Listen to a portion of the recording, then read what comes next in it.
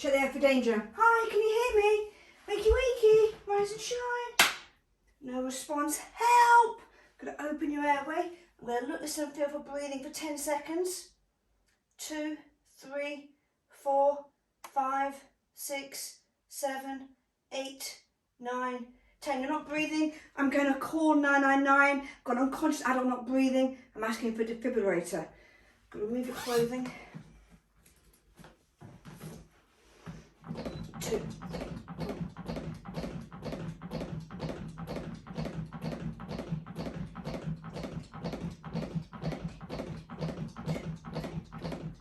Six, 7, 28, 29, 30.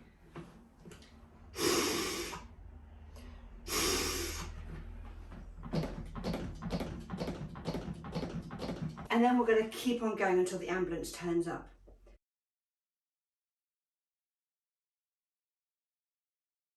Let's break it down for you a little bit, just so you know what to do. So you notice when I approach a casualty, I approach them from their feet. And that's because if he's got a spinal injury, your eyes are naturally looking in front of you. They're not looking behind. And if he was conscious, you don't want them moving that neck and making that spinal injury worse. So always try and approach them from their feet if you can. And then check for response by talking to them. So hello, no response. So I'll give them a little bit of pain. So I pushed here on their collarbone, this bit here, or I grabbed hold of their ears in order to kind of twist it a little bit so they respond. Might even make a big loud noise to see if they blink. No response. Shouting for help. Help! And then when I open the airway, I then put 2 fingers underneath the chin, 1 hand on the forehead, and I did a chin lift and a head tilt. And I kept my hands there. Because if I don't keep my hands there, what will happen is the airway will close. So chin lift, head tilt, keep my hands there. And then I got nice and low, and I look at their belly, I listen with my ear, and I'm feeling on my cheek for normal breaths. And I'm doing this for 10 seconds. Now remember, an adult is going to be breathing normally between 2 and 4 times in those 10 seconds. If they're not breathing, which this casualty isn't, I must leave my casualty and I must call the ambulance, because the sooner I get them there, the better this person has of survival. Then when I return, making sure I'm asking for a defibrillator as well, I will come back and do compressions. I'm going to place the heel of my hand on the centre of the chest.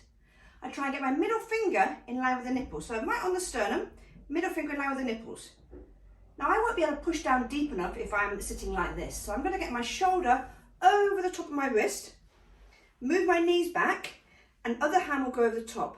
And I might even want to link it together like so, or just place it like that. And then I'm going to push down 5 to 6 centimetres in depth, making sure when I push down, I also come back up. Imagine this is your heart.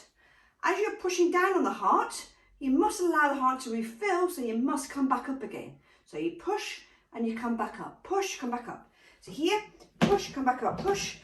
And I'm going to go at the speed of 100 to 120 beats per minute.